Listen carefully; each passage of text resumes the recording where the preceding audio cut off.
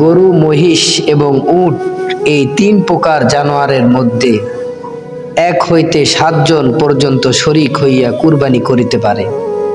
তবে কুরবানি দুরস্ত হইবার জন্য শর্ত এই যে কাহারও অংশ যেন ৭ ভাগের ১ ভাগের চেয়ে কম না হয় এবং কাহারও যেন শুধু গোস্ত খাইবার নিয়ত না হয়।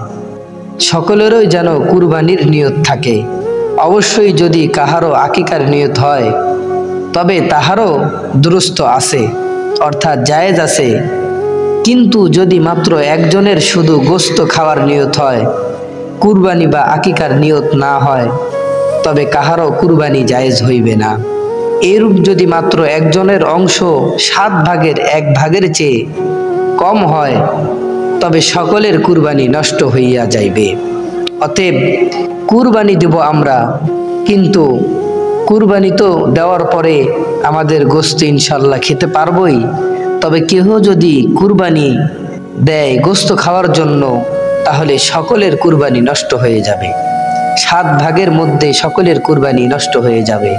এমনই ভাবে যদি মাত্র একজনের অংশ ৭ ভাগের ১ ভাগের চেয়ে কম হয়, তবে সকলের কুরবানি নষ্ট হইয়া যাইবে। অতএব গোস্ত বন্টনের ব্যাপারেও আমাদের সতর্ক থাকতে হবে এবং কুরবানি যে আমরা দিব, এই দেওয়ার ব্যাপারে আমাদের নিয়ত থাকতে হবে একটাই, যে আল্লাহ তাআলাকে রাজি খুশি করা।